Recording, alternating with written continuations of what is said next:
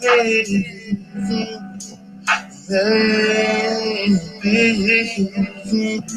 love me to be jealous. If it's not working between us, no need to be jealous. If it ain't working between us, love me to be jealous. If it's not working between us, no need to be jealous. If it ain't working between us, it may be your destiny. Baby, someone better than me. But I guess I have to find one that wanna go one and one. I don't mind to find a woman who is fine. When we can think for ourselves. When you dance about me, yeah, no one else love me to be jealous. If it's not working between us, no need to be jealous. If it ain't working between us, love me to be jealous. If it's not working between us, no need to be jealous. If it ain't working between us.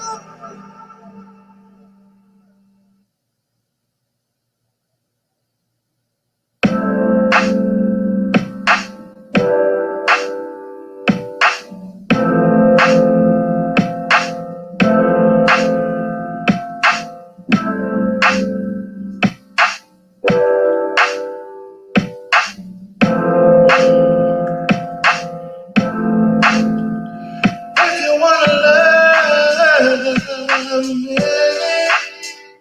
but you wanna show me that you care, baby, make me all and all you have to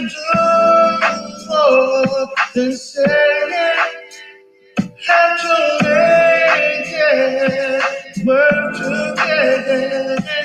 Come me, come me.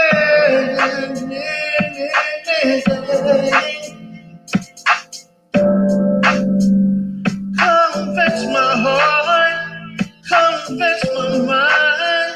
Make me see when I was blind. Oh, fill my mind all night. Then your love and in the present. Touch my mind, baby. Feel my body next to you. Let me come inside. Our bodies are so in tune. I can't get enough. Feeling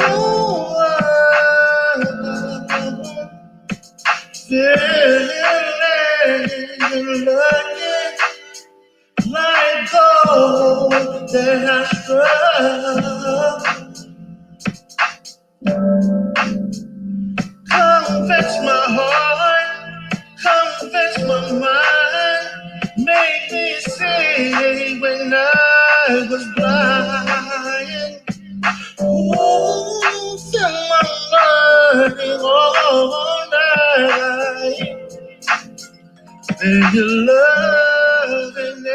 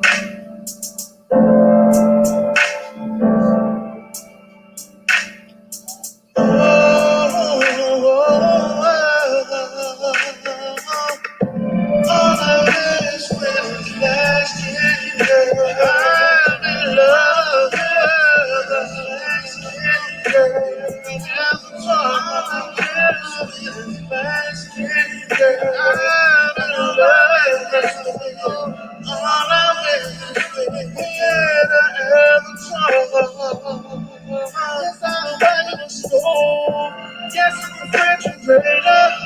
Don't care about you haters.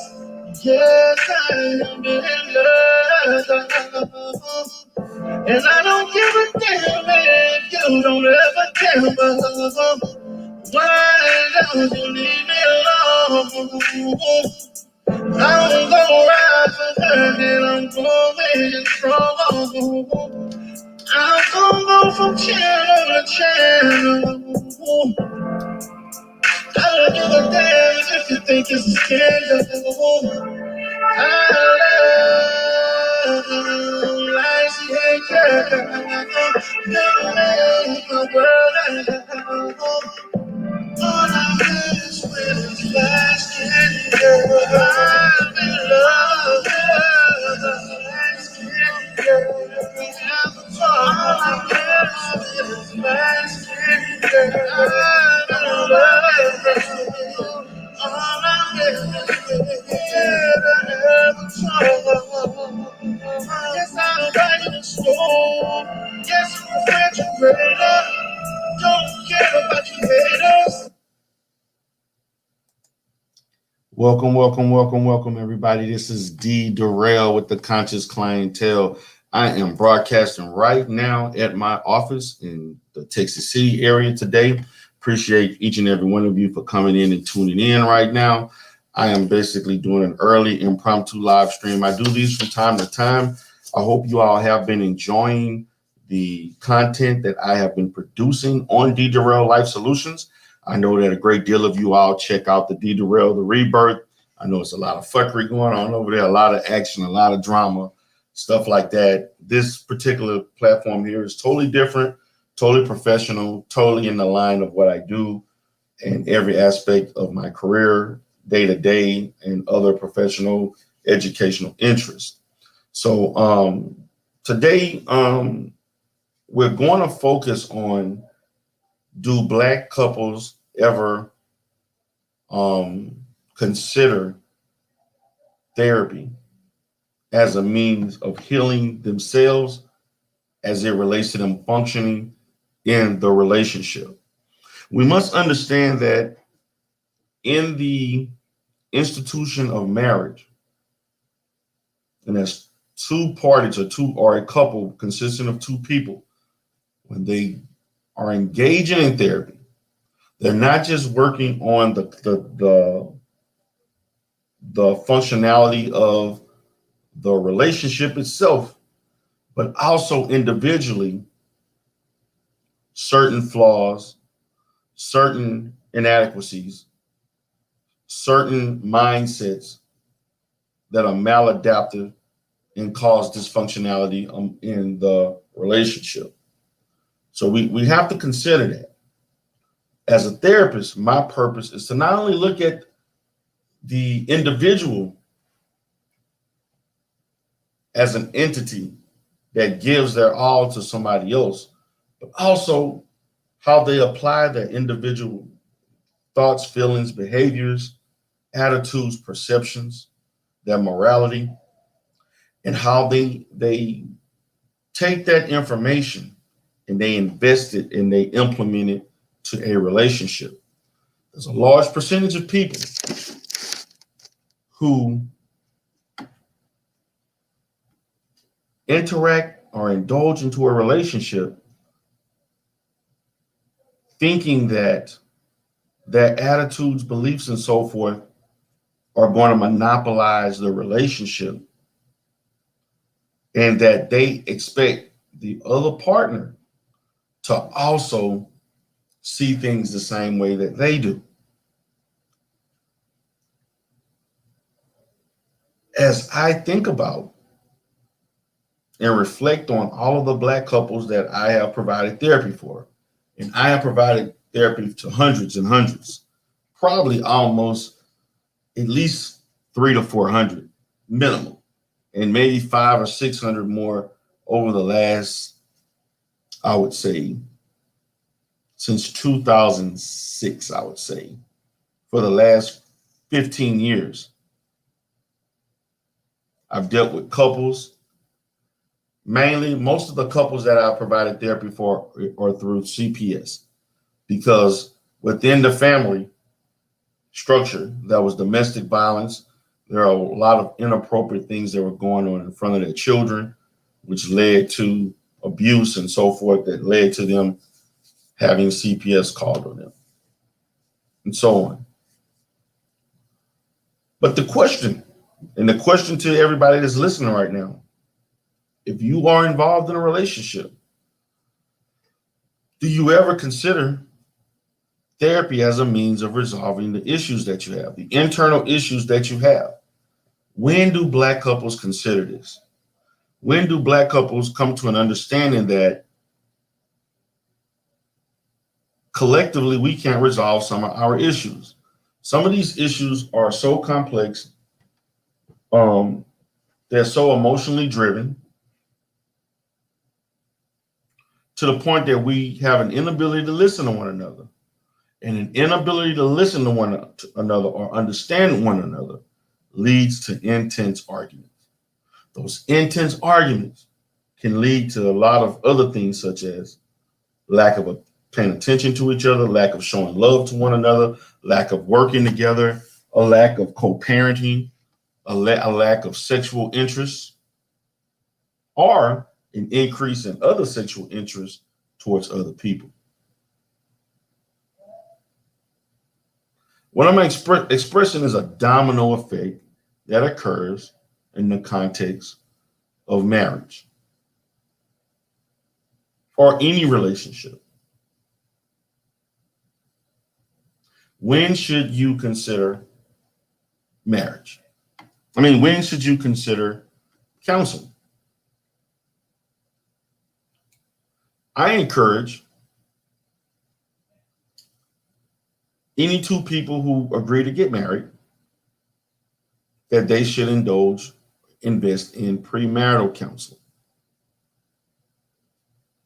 At least 3 to 5 sessions of premarital counseling, just to see where they are and just for them to understand what they are going to have to face and encounter in the day-to-day marathon of marriage. Because it's a slippery slope. It goes up, it goes down, there's bumpy roads all over the place. Marriage is not a smooth sailing journey. There will be days in which you don't want to be around the partner that you're with. There will be days when you just can't keep your hands off your partner. You want to touch and love on them all day long. There are going to be days when things are just perfect. There are also going to be days when things are just horrible. There'll be days when you don't even want to sleep in the same bed. So through counseling, you can reflect on that. Through counseling, you can identify those things. Through counseling, you can understand the triggers. You can understand how to respond in an effective manner. But more importantly, in any marriage, the most important thing is, can you listen? Are you willing to listen? You see, everybody's always focused on therapists telling people how they should feel and behave and act, and we implement all these counseling strategies. But the most important skill in a marriage is to listen. Listen to your partner. Can you listen to your partner effectively and respond? Give me 1 second, guys. Come on in.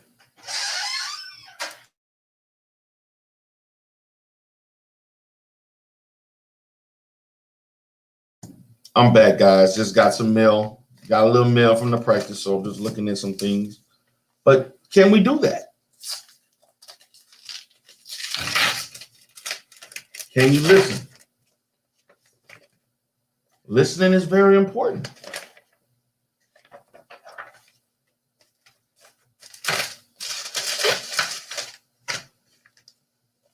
Are we able to do it? Do we want to listen?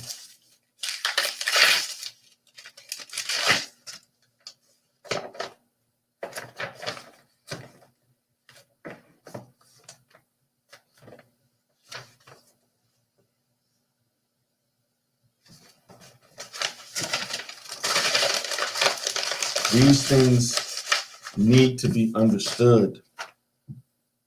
These things need to be made aware. You need to be cognizant of listening. I could do a whole series on the lack of listening that is present in most relationships. Because so people are so caught up in the verbal interaction.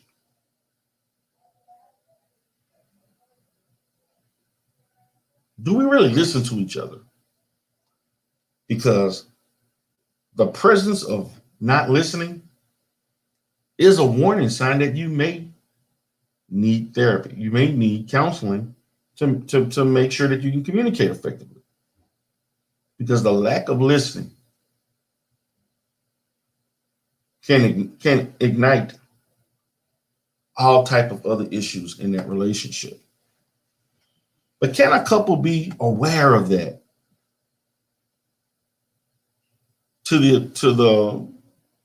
Can be aware of it as it is heightened to a point where they realize that they can no longer communicate with their partner and that they may need a professional to facilitate effective communication so that they can have a functional relationship. Now, I've talked about premarital counseling. But premarital counseling is only the start. Premarital counseling is not the end.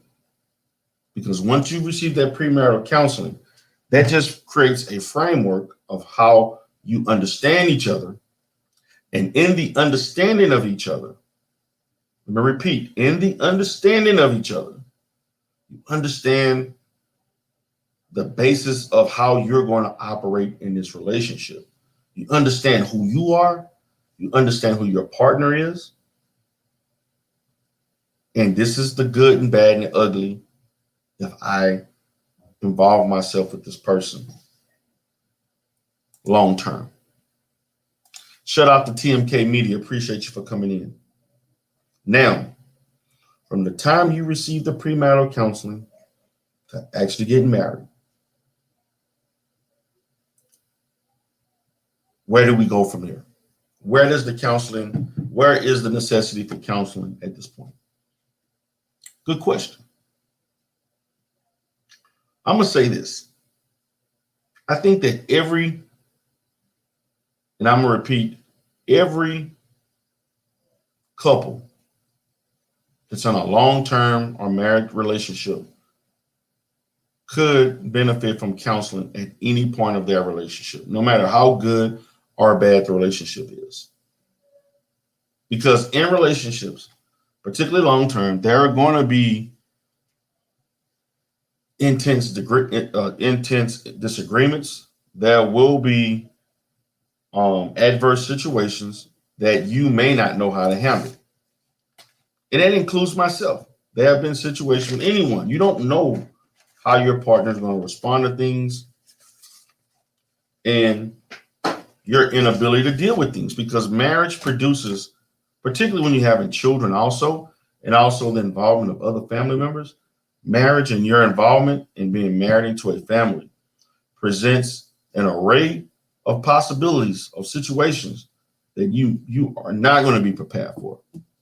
You basically are not going to know how to deal with these things, and you're going to have to learn from trial and error. Unfortunately, but that's the case. You're going to have to learn from trial and error. And sometimes that trial and error, you may fail. You may not do good at the first time. You may not be good at functioning or responding to things, and then you have to go over it again and again and again until you get it. So what I want to say is that it could be different for different couples. Some couples, it will be good just to have maintenance therapy a few times a year, 2 or 3 times a year. Some every month, once a month. Some people once every 3 or 4 months. Some people every 6 months. Some may just want once a year. But my question is, when do you consider it? When do you consider it a useful tool in your relationship? Because not everybody agrees that they should have therapy. Matter of fact, most men are probably not going to want to have therapy. Most women may be gung-ho about receiving therapy. But when are you going to listen to each other to make that decision? That's the question. Are you willing to listen to one another and understand each other? You come up with a decision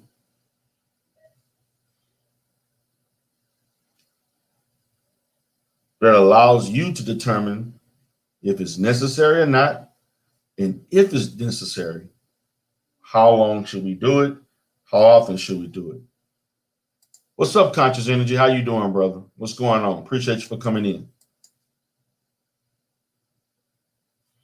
I want you to think about that, because I know there's some people who are probably married watching. If you want to put comments in the comment section, please do. When do you consider marriage therapy? When do you consider therapy for the relationship? Unfortunately, most of our people don't consider therapy until things become unbearable, overwhelming, when the marriage is damn near over, or almost over. No one wants to consider therapy when you're just having a few small bumps. No. Usually people will want to consider therapy as a last resort when you're getting ready to embark upon divorce or separation or sleeping in a separate room.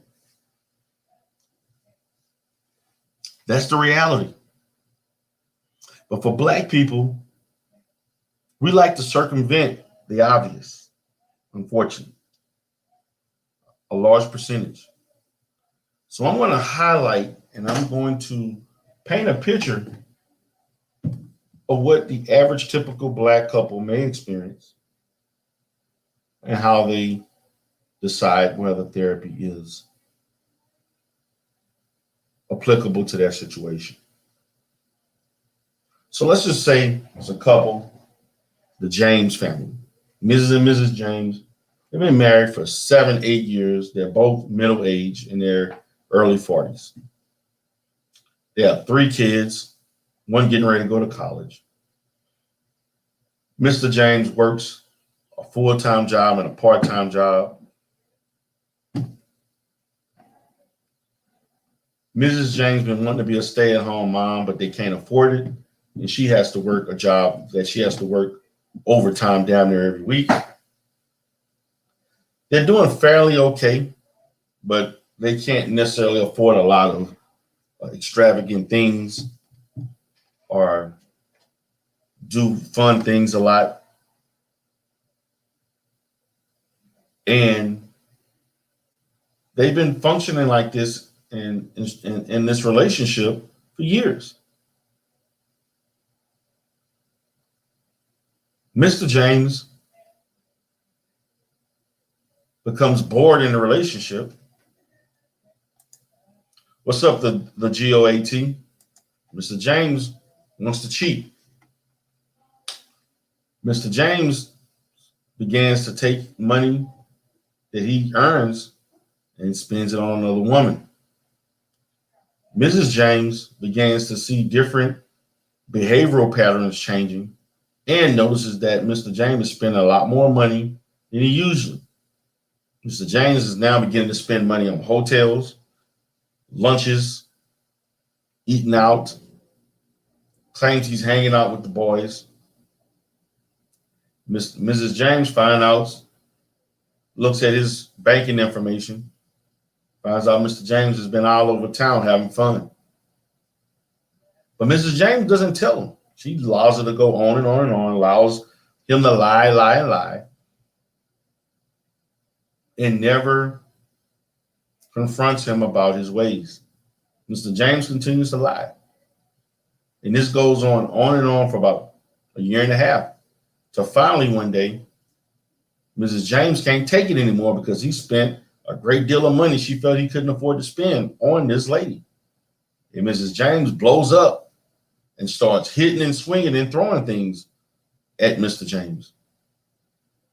Mr. James forced to sleep on the couch. They're yelling and arguing, can't stand each other. This goes on for another 6 months. Mr. James proposes, we need help.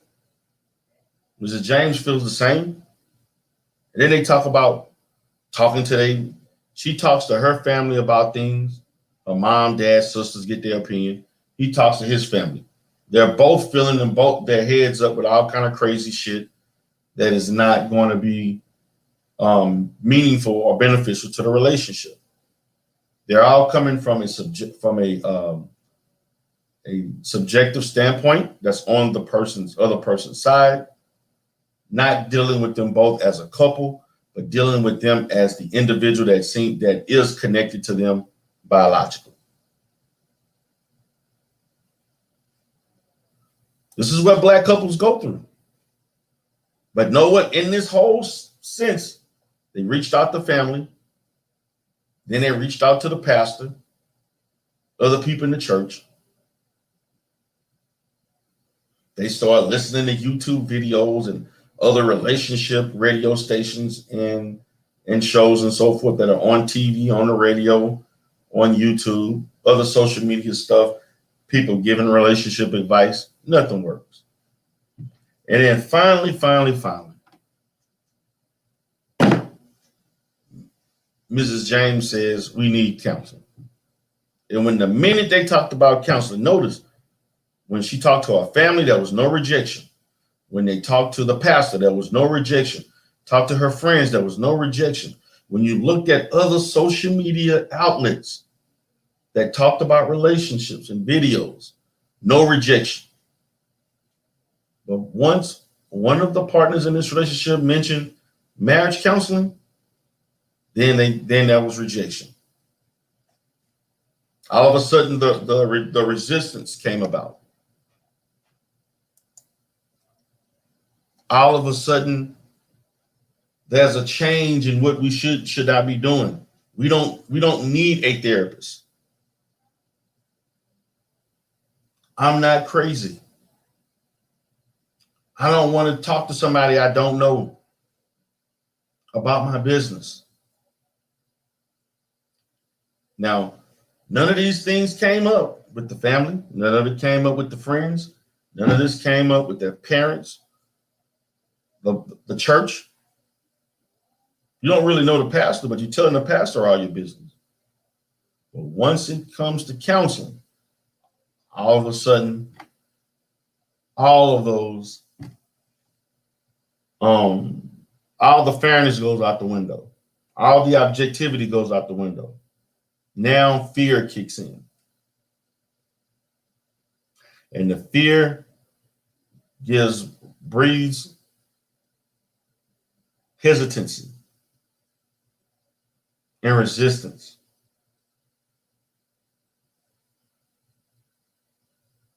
And thus the family continues and continues to go through the same problems until finally it becomes a situation either we go to counseling or we're getting divorced.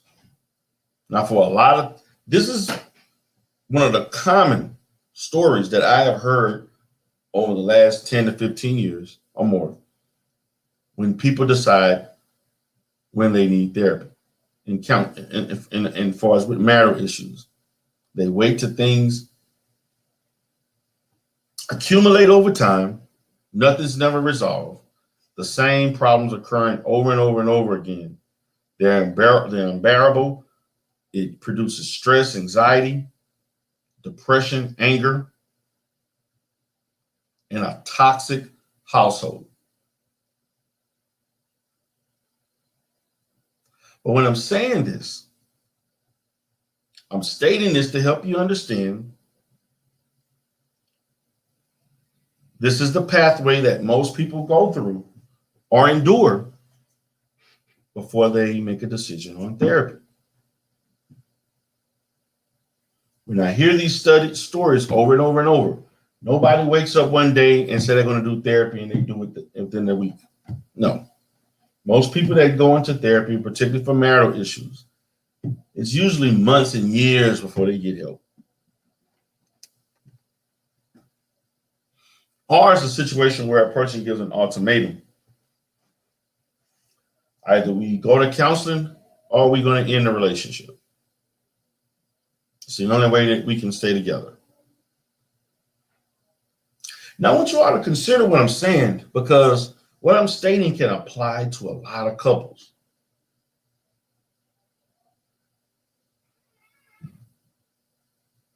It can apply to over 50, 60, 70% of couples right now, including my own. I've had marital therapy before.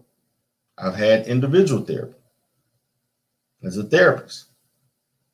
I'm actually going to do a show on how therapists need therapists or need some form of debriefing with someone that's a professional.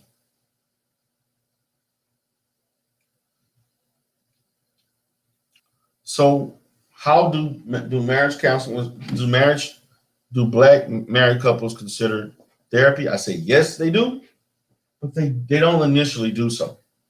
They only view counseling as a necessity once things get really, really bad, when they're horrible, unbearable, or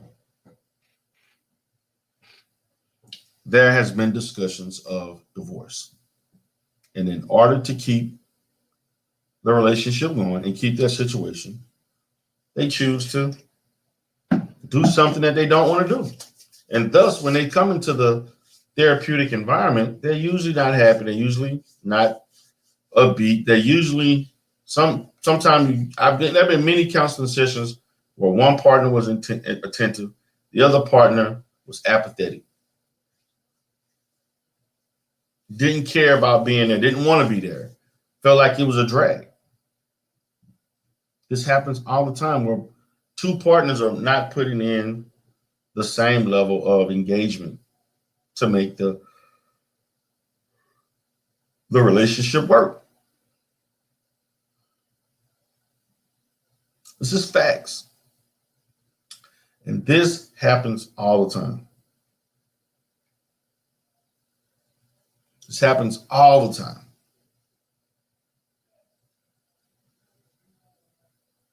Thus, we create situations where people don't want to be with each other.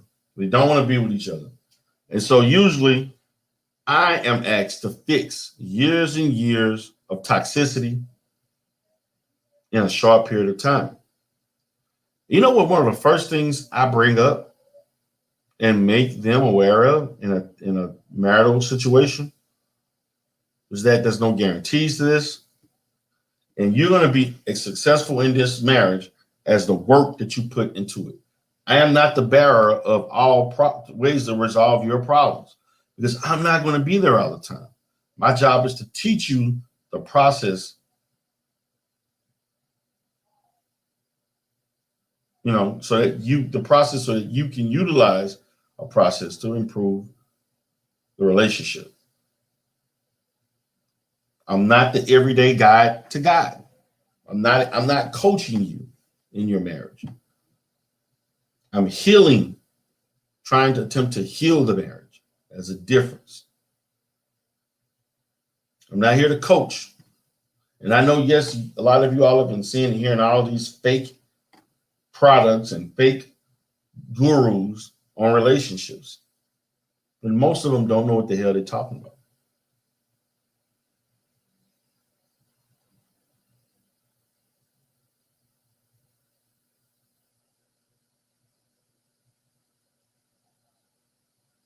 That's a fact. So, guys, just wanted to have this discussion with you. I want you to think about the things that I stated. And once this couple goes into therapy, they realize that they made a mistake by prolonging therapy for years, months and years. And my average, to be honest with you, on average, most of my marital therapy sessions last anywhere between 5 to 8 sessions before they feel like they no longer need it. And then I have some that will come for a month or two, take a break, come back a month or two. Then you have those that just come to me for maintenance once every 2 or 3 months, 6 months, and so on. It's different for everybody. Nobody's the same. So please, guys, as you listen to what I'm stating, I hope you have taken a great deal from what I'm stating, because it serves as encouragement to those that may be on the fence about seeking therapy, or your knowledge of someone in your family life or what have you that is also seeking the same services, but is hesitant of it, is suspicious of it, is paranoid about it, and how other people feel. And that just doesn't have to be the case. We shouldn't have to allow the ignorance of therapy and of counseling be a hindrance upon you without you seeking and educating yourself and then learning to engage in it. It's basic. It's difficult because of the emotional ties to the relationship. And the fact of the matter, the person that you're counseling with, your partner, has his own sets of ideas about things also.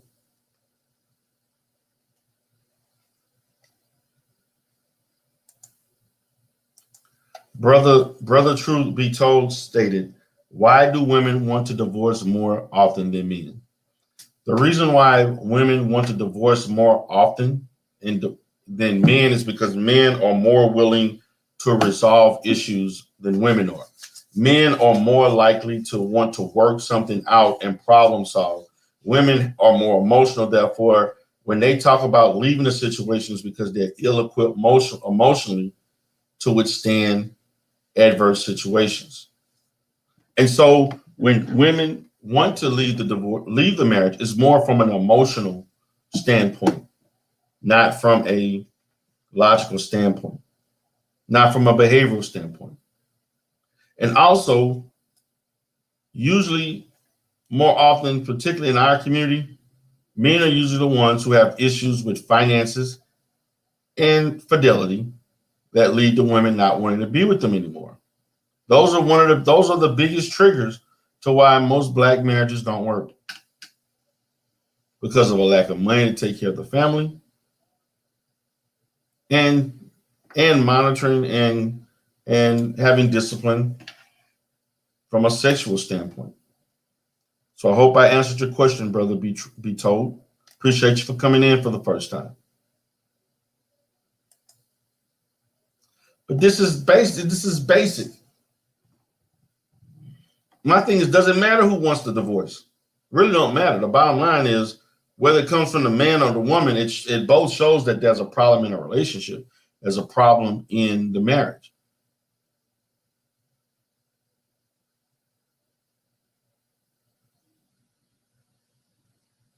That's a big problem. So if there are not any more questions, I'm going to give it another minute or so. If anyone wants to ask me questions about do black couples consider marriage, marital counseling, or counseling period, please leave me another question. I love to answer these questions. I actually like doing question and answer when it comes to this. It's to me more interactive with me and with the viewers and myself. Brother Betru says, thank you. Yes, appreciate it. Does anybody else have any other questions before I wrap up? If so, please let me know.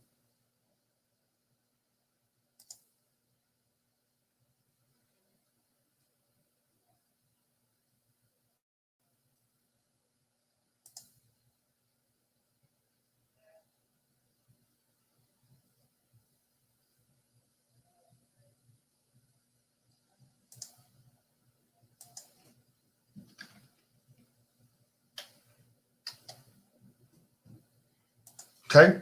Well, guys, I want to thank you all for being here today, conversing with me. This is D. Durrell with D. Durrell Life Solutions. You all have a great day. Peace.